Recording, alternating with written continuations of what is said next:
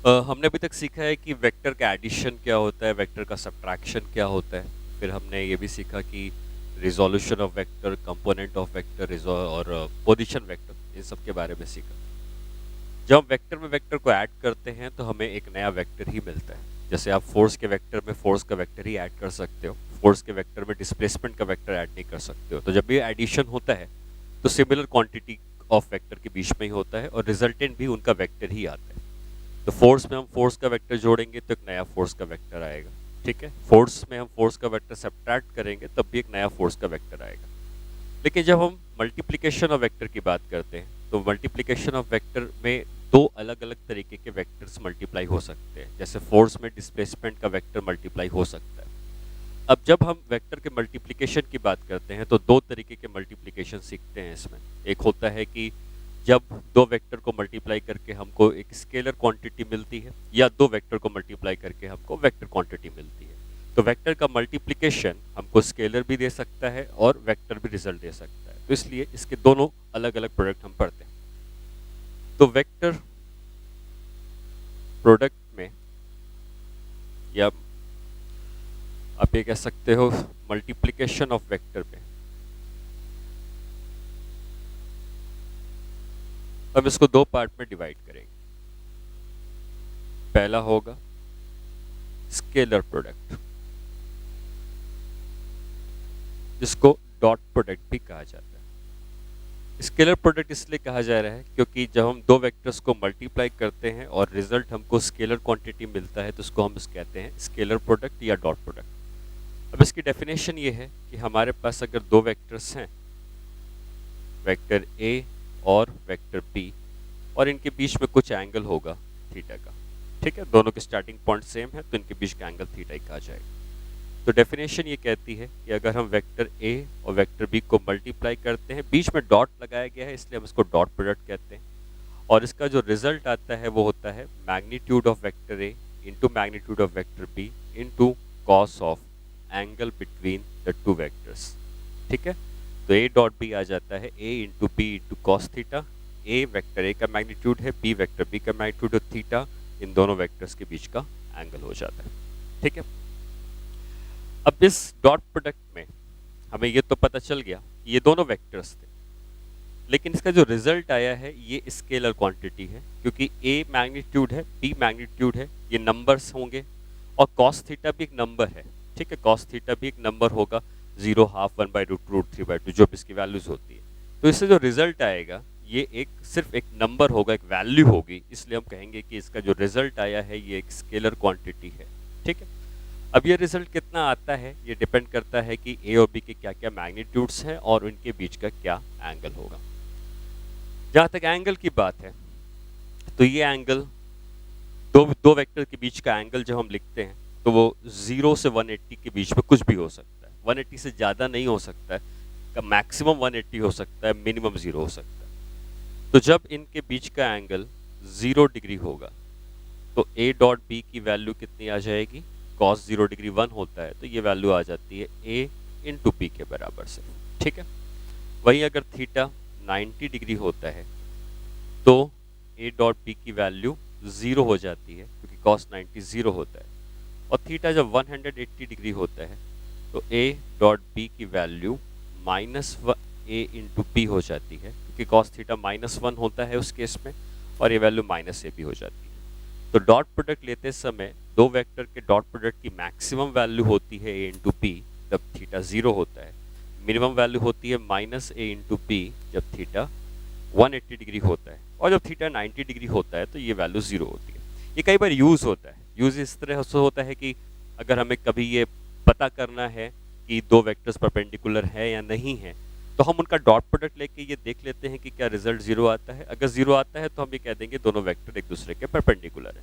ठीक है, हमसे कह सकता है कि डिस्प्लेसमेंट का वेक्टर है और एक फोर्स का वेक्टर है, पता करो कि क्या ये दोनों परपेंडिकुलर हैं। हम उनका डॉट प्रोडक्ट लेंगे, अगर 0 रिजल्ट आता है तो उसकी वैल्यू को हम कहेंगे कि दोनों परपेंडिकुलर है। बाकी ये वैल्यू पॉजिटिव भी हो सकती है, 0 भी हो सकती है, नेगेटिव भी हो सकती है। तो पॉजिटिव कब होती है? पॉजिटिव तब होती है जब तक ये कॉस थीटा पॉजिटिव होता है।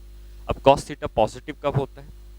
जब भी थीटा 90 डिग्री से कम होगा तो कॉस थीटा, या हम ये कह सकते हैं कॉस थीटा उस केस में पॉजिटिव होगा, और कॉस थीटा जब पॉजिटिव होगा तो ए डॉट बी का जो रिजल्ट आएगा ये भी पॉजिटिव आएगा। वहीं थीटा जब 90 डिग्री से ज़्यादा हो जाता है, ठीक है, तो यही ए डॉट बी की वैल्यू जो होगी वो अब नेगेटिव हो जाती है, क्योंकि थीटा की वैल्यू जैसे ही 90 डिग्री से ज़्यादा हुई ऑब्वियसली 180 से कम ही रहेगी या 180 तक जा सकती है, तो उस केस में कॉस थीटा नेगेटिव होगा तो ए डॉट बी की वैल्यू नेगेटिव आ जाएगी। ठीक है, उसके बाद इसी डॉट प्रोडक्ट में हम लोगों ने अलग अलग तरीके के यूनिट वेक्टर्स पढ़े। हो सकता है कि कोई एक यूनिट वेक्टर हो ए कैप और दूसरा भी एक यूनिट वेक्टर हो ए कैप।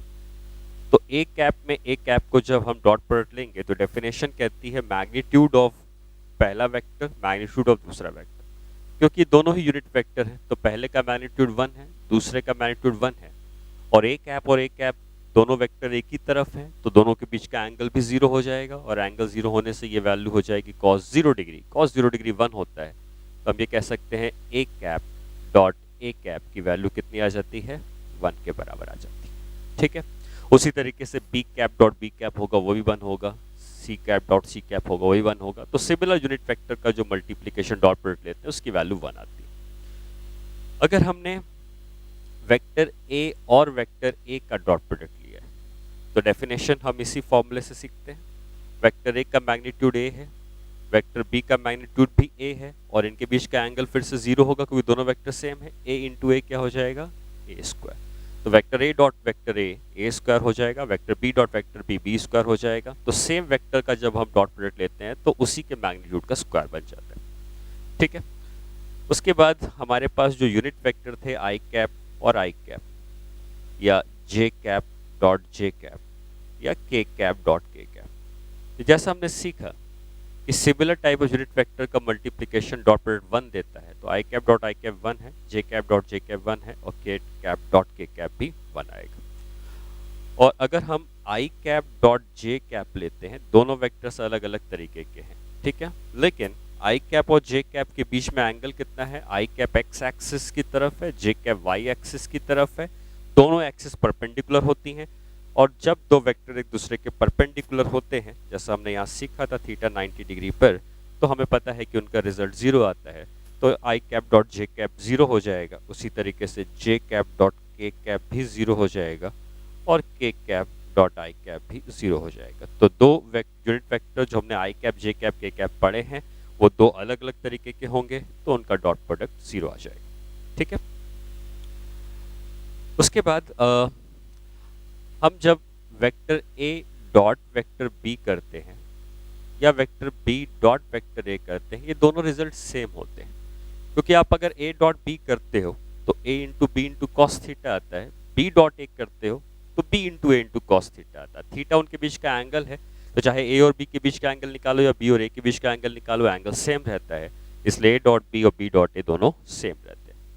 अगर हमें कभी ए डॉट बी प्लस सी करना है, ठीक है, तो हम जैसे नॉर्मल मल्टीप्लिकेशन करते हैं ब्रैकेट खोल के, तो a पहले b से मल्टीप्लाई हो जाएगा तो पहला आ जाएगा a डॉट बी प्लस फिर a जाके c से मल्टीप्लाई हो जाएगा, दूसरा रिजल्ट आ जाएगा a डॉट सी। तो इसको हम कह सकते हैं a dot b plus a dot c.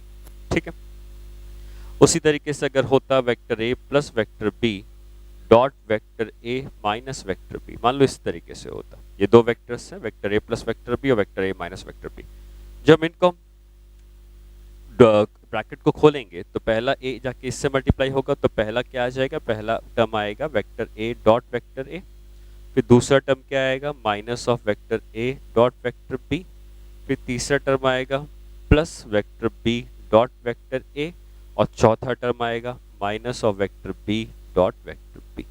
ठीक है, vector a dot vector a square होता है, अभी सीखा था हमने, सिमिलर टाइप ऑफ वेक्टर का मल्टीप्लिकेशन उसी का मैग्नीट्यूड होता है। माइनस ए डॉट बी और प्लस बी डॉट ए दोनों कैंसिल क्योंकि दोनों सेम होते हैं, और बी डॉट बी का multiplication dot product B square हो जाएगा। तो हम कह सकते हैं A plus B dot A minus B, A square minus B square होता है। ठीक है, कई बार इसकी जरूरत पड़ सकती है। अच्छा, ये डॉट प्रोडक्ट 0 कब होगा, ये डॉट प्रोडक्ट 0 होने के लिए या तो ए और बी ही 0 हो जाए तो 0 ही आएगा रिजल्ट, या दूसरा ये हो सकता है कि अगर ए और बी 0 नहीं है ए और बी बराबर भी हैं तब भी इनका डॉट प्रोडक्ट 0 आएगा। तो आप क्या कह सकते हो कि ये डॉट प्रोडक्ट अगर 0 हम करना चाहते हैं तो 0 होने के लिए क्या ए और बी बराबर होंगे तो 0 हो जाएगा। हम लोगों ने जब addition of vector and subtraction of vector पढ़ा था तो मैंने आपको बताया था कि अगर दो वेक्टर्स हैं वेक्टर ए डॉट वेक्टर बी, हम अगर इनकी हेल्प से एक पैरेललोग्राम बनाते हैं, इस पैरेललोग्राम का ये जो डायगोनल होता है इसका नाम होता है क्या, vector a plus vector b. और जो दूसरा डायगोनल होता है ये वाला, इसका नाम होता है vector a minus vector B.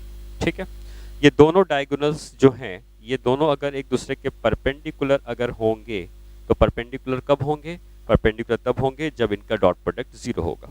तो अगर इनका डॉट प्रोडक्ट 0 है तो क्या हम ये कह सकते हैं कि a plus B dot A minus b ये 0 होना चाहिए, क्योंकि दो वेक्टर्स अगर परपेंडिकुलर हैं तो उनका डॉट प्रोडक्ट 0 होना चाहिए। और ये 0 कब होगा, जैसा हमने सीखा कि a square minus B square को 0 होना पड़ेगा या a और b आपस में बराबर होने पड़ेंगे। a और b बराबर होने का मतलब इस वेक्टर का मैग्नीट्यूड इस वेक्टर के मैग्नीट्यूड के बराबर होना चाहिए, जो दो केस में हो सकता है, या तो ये रोम्बस हो जाए तब भी हो जाएगा, स्क्वायर हो जाए तब भी हो जाएगा। तो जो भी स्क्वायर और रोम्बस के डायगोनल्स होते हैं ये हमेशा एक दूसरे के परपेंडिकुलर होते हैं, क्योंकि स्क्वायर और रोम्बस में ये दोनों साइड बराबर होती हैं, तो ये दोनों डायगोनल्स जो बने हैं इनका डॉट प्रोडक्ट 0 आ जाता है। ठीक है, चलिए कुछ इम्पॉर्टेंट पॉइंट्स हैं जो हमें डॉट प्रोडक्ट में यूज करने होते हैं, तो मैंने एक जगह पे लिख के बताया। अब अगर हम एक जनरल केस लेते हैं कि हमें अगर वेक्टर ए दिया हुआ है यूनिट वेक्टर के फॉर्म में a1 i cap, a2 j cap and a3 k cap. ठीक है, इस वेक्टर के 3 कंपोनेंट्स हैं, ये x कंपोनेंट है, ये y कंपोनेंट है और ये z कंपोनेंट है। उसी तरीके से हमको दूसरा वेक्टर दिया हुआ है b1 i cap plus b2 j cap plus b3 k cap. ये दूसरा वेक्टर हो गया, वेक्टर ए और वेक्टर बी। अब अगर हम इसका डॉट प्रोडक्ट लेते हैं वेक्टर ए डॉट वेक्टर बी, तो हम ये कह सकते हैं कि जैसे हम नॉर्मली वेक्टर्स को मल्टीप्लाई करते हैं उसी तरीके से हम इसको भी मल्टीप्लाई करेंगे। Dot b1 i cap, b2 j cap, b3 k cap. ठीक है, अब हम इस ब्रैकेट को खोलेंगे तो पहला टर्म पहले से मल्टीप्लाई होगा, फिर पहला दूसरे से एंड पहला तीसरे से। a1 i cap b1 i cap के संग जब मल्टीप्लाई होगा तो a1 b1 नंबर्स हैं, मैग्नीट्यूड है। जैसे हो सकता है कि ये 3 हो, 3 i कैप, और ये हो सकता है 5 i कैप, तो 3 और 5 आपस में मल्टीप्लाई होकर 15 बन जाएंगे, तो वो उसको मैंने a1 b1 लिख दिया है। और i जो है ये दोनों वेक्टर्स हैं, यूनिट वेक्टर्स हैं, और वेक्टर जब मल्टीप्लाई होंगे तो बीच में क्या आ जाता है, unit vector, sorry dot product i cap और i कैप के बीच में डॉट आएगा तो i cap dot i cap. उसी तरह से पहला दूसरे से मल्टीप्लाई होगा तो a1 b2 i cap dot j cap, तीसरा आएगा a1 b3 i cap dot k cap. ठीक है, फिर आ जाएगा दूसरा वाला उसी तरीके से मल्टीप्लाई करेंगे तो a2 b1 j cap dot i cap plus a2 b2 j cap dot j cap plus a2 b3 j cap dot k cap. फिर तीसरा वाला सबसे मल्टीप्लाई होगा तो a3 b1 k cap dot i cap, a3 b2 k cap dot j cap plus a3 b3 k cap dot k cap. ठीक है, हमने अभी जो प्रॉपर्टी सीखी वो सीखी कि जब सिमिलर टाइप ऑफ वेक्टर होते हैं, ये वाला i cap dot i cap या j cap dot j cap या k cap dot k cap, तो ये 1 हो जाते हैं। लेकिन अगर अलग अलग होते हैं i dot j, i dot k, j dot i, j dot k, तो 0 हो जाते हैं। इसका मतलब रिजल्ट आएगा वो मिलेगा a1 b1 i cap dot i cap 1 हो गया plus a2 b2 plus a3 b3। तो आप ये कह सकते हो कि अगर हमारे पास दो वेक्टर्स हैं और दो वेक्टर्स हमको जो दिए गए हैं वो इस तरीके से दिए गए हैं वेक्टर ए और वेक्टर बी, तो जब हम इसका डॉट प्रोडक्ट लेते हैं वेक्टर ए डॉट वेक्टर बी तो सिंपली a1 b1 मल्टीप्लाई हो जाते हैं प्लस a2 b2 मल्टीप्लाई हो जाते हैं प्लस a3 b3 मल्टीप्लाई हो जाते हैं, और यहाँ से हमको रिजल्ट मिल जाता है a1 b1 plus a2 b2 plus a3 b3। कई बार हमको वेक्टर्स के बीच का एंगल निकालने को कहेगा कि find the angle between vectors. तो हम जब भी एंगल निकालने को कहेगा तो उसमें से एक तरीका जो हम मैक्सिमम टाइम यूज करते हैं वो है डॉट प्रोडक्ट का। डॉट प्रोडक्ट का तरीका ये है, जैसे हमसे ये कह सकता है कि ये दोनों वेक्टर्स हैं, इनके बीच का एंगल निकालो।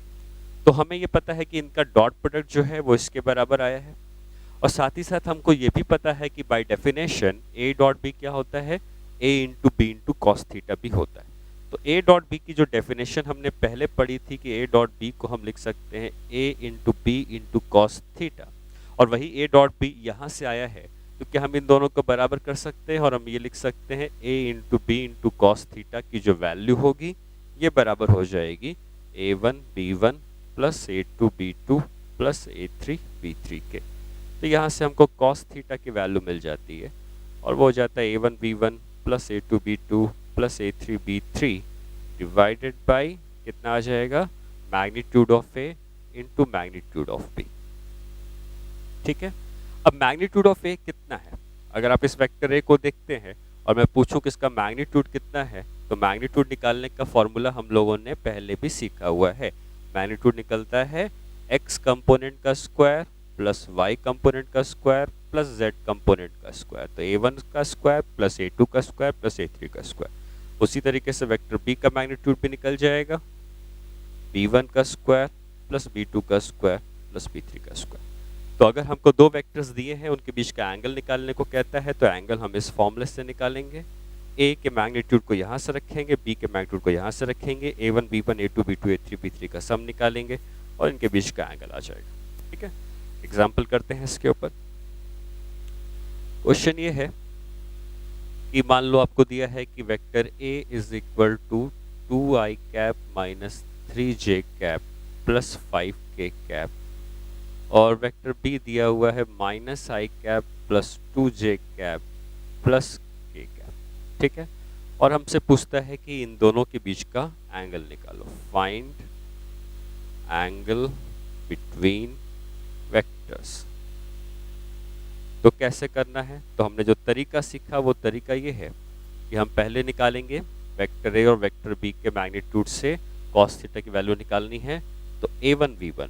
ठीक है, मतलब अगर हम चाहें तो हम इसको ऐसे लिख सकते हैं कि अगर हम a डॉट बी निकालना चाहते तो a डॉट बी कैसे निकलता, ये a1 है और ये b1 है। a1 कितना है 2 है, b1 कितना है -1 है क्योंकि -1 आई कैप है, प्लस a2 कितना है -3, b2 कितना है 2, प्लस a3 है 5 एंड b3 कितना है 1।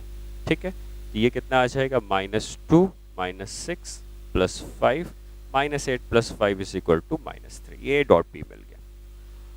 अब a डॉट बी मतलब यही है, ये जो न्यूमरेटर में क्वांटिटी लिखी हुई है ये और कुछ नहीं बल्कि ये a डॉट बी की ही वैल्यू है जो कि हमने यहाँ से निकाल ली। ठीक है, अब हम दूसरा निकालना चाहेंगे a और b का मैग्नीट्यूड। तो a का मैग्नीट्यूड कैसे निकालेंगे, under root of x component 2 का स्क्वायर, y कंपोनेंट -3 का स्क्वायर, z कंपोनेंट 5 का स्क्वायर। तो 4 + 9 13 + 25 इज इक्वल टू 38। उसी तरीके से b का मैग्नीट्यूड निकालते हैं। b का मैग्नीट्यूड हो जाएगा -1 का होल स्क्वायर प्लस 2 का स्क्वायर प्लस 1 का स्क्वायर, ये हो जाएगा 1 प्लस 4 5 प्लस 1 हो जाएगा √6, ये √38। ठीक है, अब ये दोनों मिलने के बाद अगर हम इनके बीच का एंगल निकालेंगे तो एंगल निकालने का क्या तरीका है, एंगल निकालने का तरीका है कि a डॉट बी को हम क्या लिखते हैं a into B into cos theta. इसका मतलब कॉस थीटा की वैल्यू क्या होती है a dot B divided by magnitude of a into magnitude of b। a का वैल्यू a डॉट बी कितना आया हमारे पास -3 आया है, यहाँ से a का मैग्नीट्यूड आया है √38 और b का मैग्नीट्यूड आया है √6। तो हम फाइनली लिख देंगे कि थीटा होना चाहिए cos inverse of this whole quantity -3/√38 into √6। ठीक है, अब इतना फाइनल आंसर छोड़ सकते हैं। तो जब भी दो वेक्टर्स के बीच का एंगल निकालने की बात आएगी तो ये तरीका है जिससे कि हम दो वेक्टर्स के बीच का एंगल फाइंड आउट कर सकते हैं। ठीक है, अगर सिर्फ डॉट प्रोडक्ट ही निकालने को कहता है, मान लो ये कहता है कि वेक्टर ए की वैल्यू है -2i cap plus k cap और वेक्टर बी की वैल्यू है 3j कैप -5k कैप, और पूछता है कि find vector a dot vector b। हमें ए डॉट वेक्टर बी निकालना है। तो इस ए डॉट बी को निकालने के लिए हम जो पता है कि हमें a1 b1 plus a2 b2 plus a3 b3 करना है, तो उसी को अगर हम यूज़ करके इनका डॉट प्रोडक्ट निकालते हैं तो आपको इस बात का ध्यान रखना है कि आई कैप है, के कैप है, लेकिन जे कैप नहीं लिखा है। अगर जे कैप नहीं लिखा है इसका मतलब जे कैप वाला जो टर्म है उसके संग जो लगा होता है वो जीरो है, ठीक है। और उसी तरीके से इसके पास जे और के तो है, आई नहीं है, तो आई वाला टर्म इसके पास जीरो है। तो हम जब डॉट प्रोडक्ट लेते हैं तो आई कैप के संग जो a1 लगा होता था और आई कैप के संग जो b1 लगा होता था वो दोनों मल्टीप्लाई होके a1 b1 पहला टर्म आता था। आपको ऐसे केसेस में जहां पर पूरे नहीं है, मतलब आई जे के में कोई भी दो हैं, ठीक है, या सिर्फ एक ही हो सकता है, तो आपको देखना है कि ऐसा टर्म जैसे इसके पास आई है, इसके पास आई नहीं है, तो आई वाले के मल्टीप्लिकेशन जीरो हो जाएगा, तो आई वाले को नहीं देखना है। इसके पास जे कैप नहीं है, इसके पास जे कैप है, इसके पास जे कैप नहीं है, मतलब जे कैप वाले का मल्टीप्लिकेशन भी जीरो हो जाएगा, उसको भी नहीं देखना है। के कैप वाला इसके पास भी है, के कैप वाला इसके पास भी, तो सिर्फ के कैप वाले से ही रिजल्ट निकाल सकते हैं और लिख सकते हैं कि इसके पास के कैप कितना है 1 है, इसके पास के कैप का संग कितना है -5 है, तो हम लिख सकते हैं vector A dot vector B is equal to 1 into -5, तो ये आ जाएगा -5 के बराबर, ठीक है। तो ऐसे केसेस में जब आई जे के तीनों नहीं दिए होंगे तो वो देखना है जो दोनों में कॉमन है, वो वाला चीज जो दोनों में कॉमन है, के कैप दोनों के पास है, आई कैप इसका अकेले के पास है, जे कैप इसका अकेले के पास है, तो आई और जे नहीं देखने हैं, सिर्फ के को देखना है और उनको मल्टीप्लाई करके हम ए डॉट बी की वैल्यू निकाल सकते हैं, ठीक है। ये हो जाता है कि दो वेक्टर्स के डॉट प्रोडक्ट लेने का तरीका। अच्छा, अब नेक्स्ट पार्ट में आते हैं और ये सीखते हैं कि दो वेक्टर का डॉट प्रोडक्ट लेने के बाद और क्या क्या चीज़ें डॉट प्रोडक्ट में हमको ज़रूरी होती है। तो डॉट प्रोडक्ट में एक आता है कि हम किसी एक वेक्टर का प्रोजेक्शन जब लेते हैं दूसरे वेक्टर के ऊपर तो वो कैसे निकालते हैं। तो हम ये हेडिंग दे सकते हैं, projection of vector A on vector B, या बी ऑन ए, कुछ भी पूछ सकते हैं। अब प्रोजेक्शन का मतलब क्या होता है, तो इन जनरल जब हम प्रोजेक्शन की बात करते हैं तो हम ये कहते हैं कि जैसे हम कोई भी वेक्टर जब बनाते हैं तो हम बात करते थे कि उसका एक एक्स कंपोनेंट और वाई कंपोनेंट होता था। एक्स कंपोनेंट बेसिकली उस वेक्टर का प्रोजेक्शन है एक्स एक्सिस में और वाई कंपोनेंट उसका प्रोजेक्शन है वाई एक्सिस में। तो आप जब भी कोई वेक्टर बनाते हैं, जैसे मान लो कि हमने ये एक्स और वाई एक्सिस बनाई है, ये कोई भी वेक्टर है, कोई भी वेक्टर हो सकता है, ठीक है। हम जब बात करते हैं कि इसका प्रोजेक्शन कितना है एक्स एक्सिस में, तो मान लो ऊपर से अगर कोई लाइट आती तो क्या इसकी एक परछाई या शैडो बनती, या अगर ऊपर से पानी बरसता तो क्या यहाँ से यहाँ तक कोई पानी नहीं आ पाता। तो हम ये कहते हैं कि इसका प्रोजेक्शन जो है वो इतना है, ये इसका प्रोजेक्शन, ठीक है। उसी तरीके से इसका प्रोजेक्शन अगर हम वाई एक्सिस में लेना चाहें तो इधर से अगर कोई लाइट आती तो क्या कोई भी लाइट इतनी जगह पर नहीं पहुंच पाती, लाइट आती ऊपर पहुंच जाती लेकिन इतनी जगह पे नहीं पहुंच पाती, तो ये इसका प्रोजेक्शन है वाई एक्सिस में। तो ये जो भी वेक्टर था इस वेक्टर का ये कहा जा सकता है प्रोजेक्शन ऑन एक्स एक्सिस, जिसको हम एक्स कंपोनेंट भी कहते हैं, और ये जो आएगा इसको हम कहेंगे प्रोजेक्शन ऑन वाई एक्सिस, ठीक है। तो ये जनरल डेफिनेशन है प्रोजेक्शन की। हम यहाँ पता करना चाहते हैं कि वेक्टर ए का प्रोजेक्शन वेक्टर बी के ऊपर कितना है।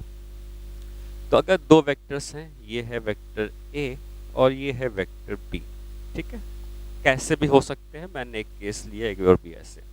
तो अगर हम ए का प्रोजेक्शन बी के ऊपर बनाते हैं तो एक्चुअली तरीका ये होता है कि अगर हम यहाँ से एक बी के ऊपर एक परपेंडिकुलर लाइन बना दें, इस तरीके से परपेंडिकुलर बना दें, जैसे इसका प्रोजेक्शन एक्स एक्सिस में चाहिए था तो इसके ऊपर एक परपेंडिकुलर लाइन बना दी, ये इसका एक्स प्रोजेक्शन है।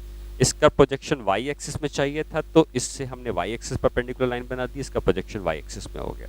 उसी तरीके से अगर हमें ए का प्रोजेक्शन बी के ऊपर चाहिए तो हमने ए से बी के ऊपर एक परपेंडिकुलर लाइन बना दी और ये जो लेंथ आएगी ये इसका प्रोजेक्शन है वेक्टर ए का बी के ऊपर। तो अगर हमें सिर्फ प्रोजेक्शन की लेंथ पूछेगा तो हम लेंथ भी बता सकते हैं, अगर हमसे प्रोजेक्शन का वेक्टर पूछेगा तो हम इसको वेक्टर के टर्म में भी बता सकते हैं। दोनों चीजें हम समझते हैं कि लेंथ कैसे निकलेगी और उसको वेक्टर के टर्म में कैसे करना है। अगर मान लो ये एंगल थीटा है, ठीक है, अगर ये वेक्टर ए है तो क्या इसका मैग्नीट्यूड हम लिख सकते हैं स्मॉल ए का। और ये राइट एंगल ट्रायंगल अगर आप देख रहे हैं तो राइट एंगल ट्रायंगल में हमने सीखा था कि अगर ये हमको पता होता है तो जो थीटा के संग लगी हुई साइड होती है उसको हम एक कॉस थीटा कह सकते हैं, और थीटा के जो सामने वाली साइड होती है उसको हम ए साइन थीटा कह सकते हैं। मतलब यहाँ से यहाँ तक की जो लेंथ आएगी वो कितनी आ जाएगी, ए कॉस थीटा। और यही बेसिकली वेक्टर ए का प्रोजेक्शन है वेक्टर बी के ऊपर। तो हम इस ए कॉस थीटा को फाइंड आउट एक्चुअली करना चाहते हैं। तो हम ये कह सकते हैं कि प्रोजेक्शन जो हम ले रहे हैं, projection of vector A on vector B, इसकी वैल्यू कितनी है, ए कॉस थीटा, ठीक है। लेकिन हम ए कॉस थीटा लिख सकते हैं, बट इसको थोड़ा सा हम चेंज करेंगे। चेंज कैसे करेंगे, हमको ये पता है कि वेक्टर ए डॉट वेक्टर बी की वैल्यू होती है A into B into cos theta.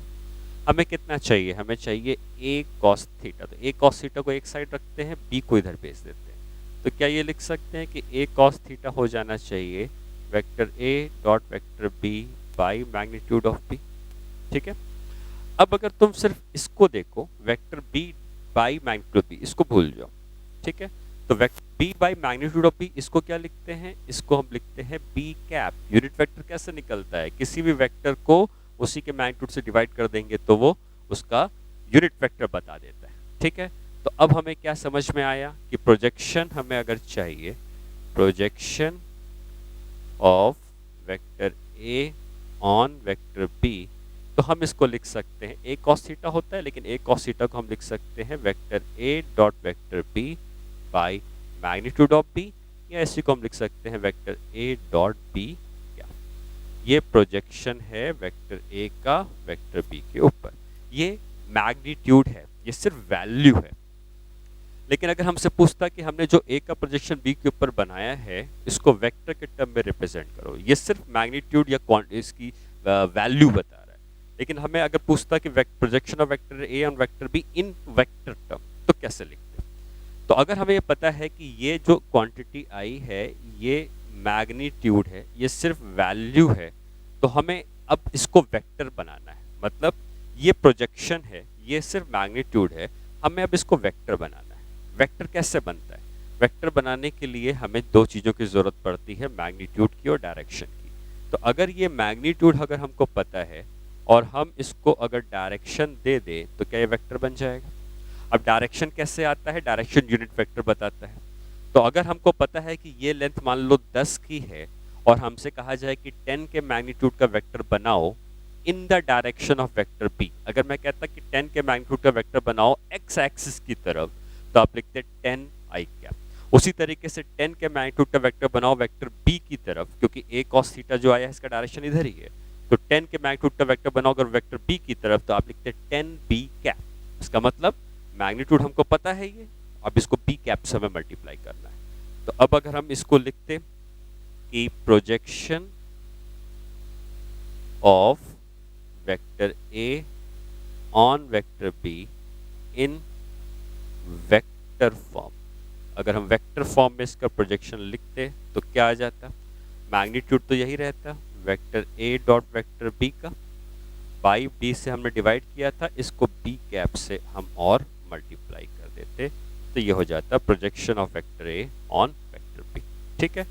ये ऐसे लिख सकते हो, ठीक है। तुम इसको भी बी कैप से मल्टीप्लाई करके लिख सकते हो, कोई दिक्कत नहीं है। आप ऐसे भी लिख सकते हैं वेक्टर ए डॉट वेक्टर बी कैप, ये निकाला, ये कुछ मैग्नीट्यूड आएगा 5, 10, 15, 20 जो भी आएगा, इसको फिर हम बी कैप के संग सिंपली लिख देंगे कि वो प्रोजेक्शन बन जाएगा। तो ये प्रोजेक्शन है इन वेक्टर फॉर्म।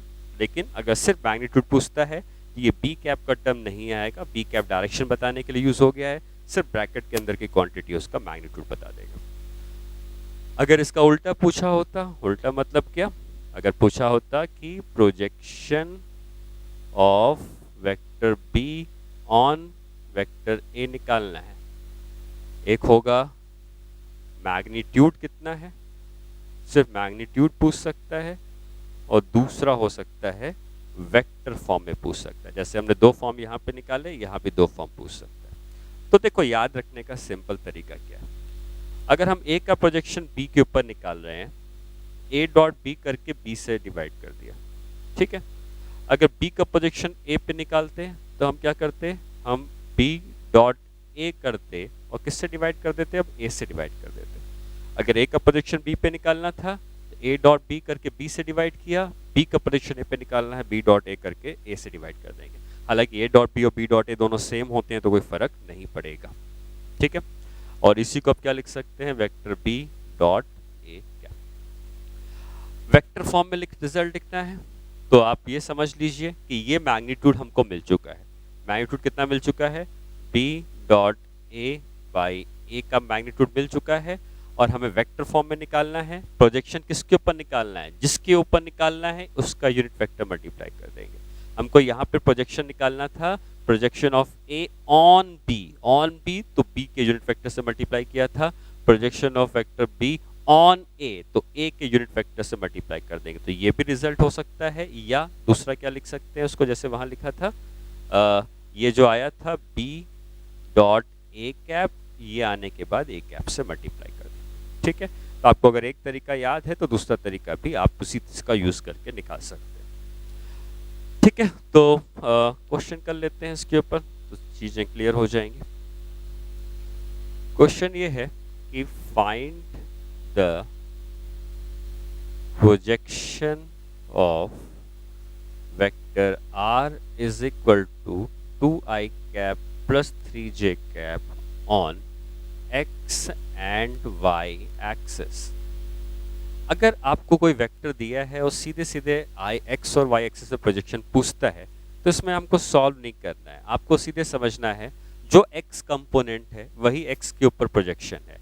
तो हम ये कह सकते हैं कि प्रोजेक्शन ऑन x एक्सिस अगर पूछता तो क्या लिख देते, वो 2 जो x कंपोनेंट है। उसी तरीके से अगर हमसे पूछता प्रोजेक्शन ऑन y एक्सिस तो ये प्रोजेक्शन y एक्सिस पा जाता 3, क्योंकि 3 y एक्सिस की तरफ है। तो अगर ऐसा क्वेश्चन है तो डायरेक्टली आंसर लिखना। हाँ, अब अगर कोई दूसरा क्वेश्चन होता कि find the projection of vector A is equal to 2i cap plus 3j cap on vector B is equal to minus i cap plus k cap, ठीक है। अब A का प्रोजेक्शन B के ऊपर निकालना है, तो अगर हम इसको सॉल्व करेंगे तो आपको जब भी ऑप्शन दिया होगा तो या तो वो सिर्फ स्केलर मैग्नीट्यूड के फॉर्म में दिया होगा या वेक्टर फॉर्म में दिया होगा। हम दोनों ही निकालते हैं कि अगर दोनों ही में से कोई भी चीज पूछता है तो हम दोनों चीजों को फाइंड आउट कर पाते हैं, मैग्नीट्यूड के फॉर्म में और दूसरा आ जाएगा वेक्टर फॉर्म में, ठीक है। मैग्नीट्यूड के फॉर्म में कैसे निकालना है, हमें अगर ए का प्रोजेक्शन बी के ऊपर निकालना है तो सबसे पहले ए डॉट बी करना है और बी से डिवाइड कर देना है, बी के मैग्नीट्यूड से डिवाइड कर देना है। तो ए डॉट बी कर सकते हैं, ए के संग 2i cap 3j cap i cap और k कैप नहीं, इसको j कैप ही ले लो, ठीक है। अब दोनों के पास i j हैं तो हम दोनों का यूज करना पड़ेगा। इसके संग i कैप के संग 2 है, इसके संग i कैप के संग 1 है, तो ये 2 इंटू माइनस 1 प्लस इसके संग j कैप के संग 3 है, इसके संग j कैप के संग 1 है, तो ये हो गया a dot B divided by magnitude of b। और b का मैग्नीट्यूड कैसे निकालेंगे, b का मैग्नीट्यूड निकालेंगे रूट ओवर माइनस 1 का स्क्वायर प्लस 1 का स्क्वायर, ठीक है। तो माइनस 2 प्लस 3 1 हो जाएगा और नीचे कितना आ जाएगा रूट 2। ये हो गया इसका प्रोजेक्शन, वेक्टर ए का प्रोजेक्शन वेक्टर बी के ऊपर। ये सिर्फ लेंथ है, सिर्फ मैग्नीट्यूड है, ठीक है। इसको वेक्टर फॉर्म में लिखना है तो आपने जो भी रिजल्ट निकाला है 1/√2 अगर निकाला है मैग्नीट्यूड का, इसको हमें एक यूनिट वेक्टर से मल्टीप्लाई करना है। अब ए का प्रोजेक्शन हमें किसके ऊपर निकालना है, ऑन बी है तो बी के मैग्नीट्यूड बी का यूनिट वेक्टर बी कैप से मल्टीप्लाई कर देंगे। अब बी कैप निकलेगा कैसे, बी कैप निकलता है वेक्टर बी को उसी के मैग्नीट्यूड से डिवाइड कर देंगे तो क्या बी कैप आ जाएगा।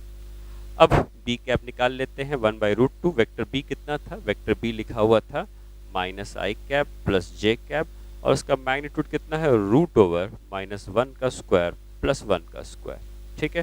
तो क्या ये भी √2 आ जाएगा और ये भी अगर √2 आ जाता है तो √2 मिला के हाफ हो जाएगा, तो ये हो जाएगा half times of minus I cap plus J cap. ये प्रोजेक्शन हो गया वेक्टर फॉर्म में वेक्टर ए का प्रोजेक्शन ऑन वेक्टर बी, ठीक है। तो मेरे ख्याल से आपको तरीका क्लियर है आप पहले मैग्नीट्यूड निकाल लो, ए का प्रोजेक्शन बी में निकालना है तो A dot B by B कर लो, बी का प्रोजेक्शन ए पे निकालना होता तो बी डॉट ए बाई ए करते, मैग्नीट्यूड निकल जाता। और अगर हमें प्रोजेक्शन ए के ऊपर निकालना है, प्रोजेक्शन बी के ऊपर निकालना है तो बी कैप से मल्टीप्लाई होगा, B cap vector B by magnitude of B है। और अगर हमको प्रोजेक्शन ए पे निकालना होता तो ए कैप से मल्टीप्लाई होता, vector A divide by magnitude of vector है। ठीक है, तो ये हो जाता है प्रोजेक्शन का फॉर्म, जो हम किसी भी एक वेक्टर का प्रोजेक्शन किसी दूसरे वेक्टर के ऊपर फाइंड आउट करते हैं।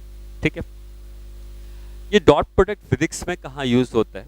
ये हालांकि है सब मैथमेटिकल चीज़ें, मैथमेटिक्स में यूज होती हैं, लेकिन फिजिक्स में इसका कई चैप्टर में यूज होता है, इसलिए हम सीखते हैं। हमें बहुत ज़्यादा इन डेप्थ नॉलेज नहीं चाहिए dot product and cross product जो हम लोग प्रोडक्ट सीख रहे हैं, बट उतनी ज़रूरत हमको जितनी फिजिक्स में है उतना हमको आना चाहिए, वही पार्ट हम सीख भी रहे हैं। तो हम जब दो वेक्टर का डॉट प्रोडक्ट लेते हैं या क्रॉस प्रोडक्ट लेते हैं तो डॉट प्रोडक्ट फिलहाल कहाँ यूज होता है? तो ये यूज होता है वर्क डन निकालने के लिए। वर्क डन निकालने के लिए अगर मतलब कोई फोर्स लग रहा है जिससे डिस्प्लेसमेंट हो रहा है, तो फोर्स कितना लगा, डिस्प्लेसमेंट कितना हुआ, अगर ये दोनों वेक्टर पता है तो हम वर्क डन निकाल सकते हैं फोर्स डॉट डिस्प्लेसमेंट से। ठीक है, तो फिलहाल के लिए मैं तुम्हें फिजिक्स में बता दूं कि अगर हमको कभी भी ये पता करना पड़ता है वर्क कितना है, तो वर्क फोर्स और डिस्प्लेसमेंट के वेक्टर का डॉट प्रोडक्ट होता है। तो F जो है ये फोर्स का वेक्टर है, S जो है वो डिस्प्लेसमेंट का वेक्टर है। तो कभी कोई फोर्स लगा जिसके कारण कोई भी ब्लॉक, कोई भी चीज मूव करके डिस्प्लेसमेंट S चली जाती है, तो उसका डिस्प्लेसमेंट अगर पता हो, फोर्स पता हो, तो हम वर्क डन निकाल सकते हैं। ठीक है, जैसे मान लो क्वेश्चन कुछ ऐसा है, force of F is equal to 2i cap plus 3j cap plus 4k cap act on particle which moves from,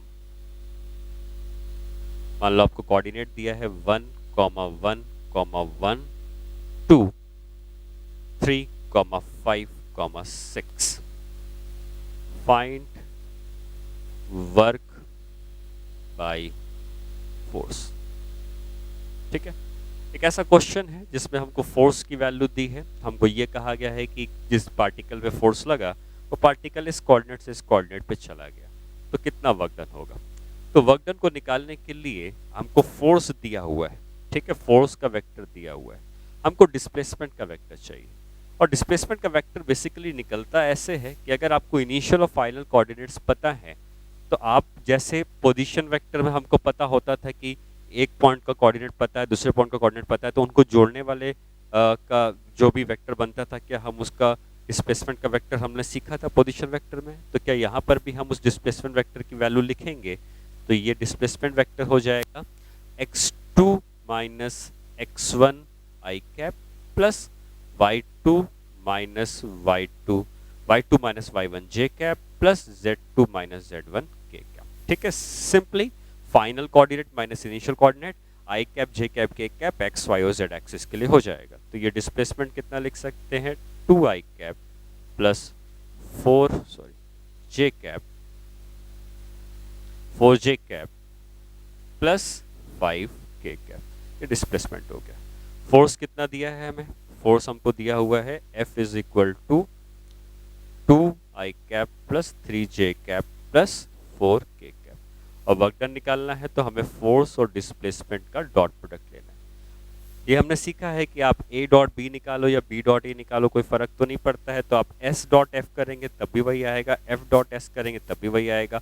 और डॉट प्रोडक्ट में करना क्या होता है, i कैप के संग 2 है, यहाँ पे i कैप के संग 2 है, 2 और 2 मल्टीप्लाइड, j कैप के संग यहाँ 4 है, यहाँ j कैप के संग 3 है, ये दोनों मल्टीप्लाइड, k कैप के संग 5 है, यहाँ पे 4 है, ये दोनों मल्टीप्लाइड। कितना आ जाएगा, 4 आ जाएगा यहाँ से, 12 आ जाएगा यहाँ से, 20 आ जाएगा यहाँ से, तो ये आ जाएगा 36। और वर्क डन की यूनिट जूल होती है, तो हम कह सकते हैं कि 36 जूल्स का वर्क ने फोर्स ने किया होगा।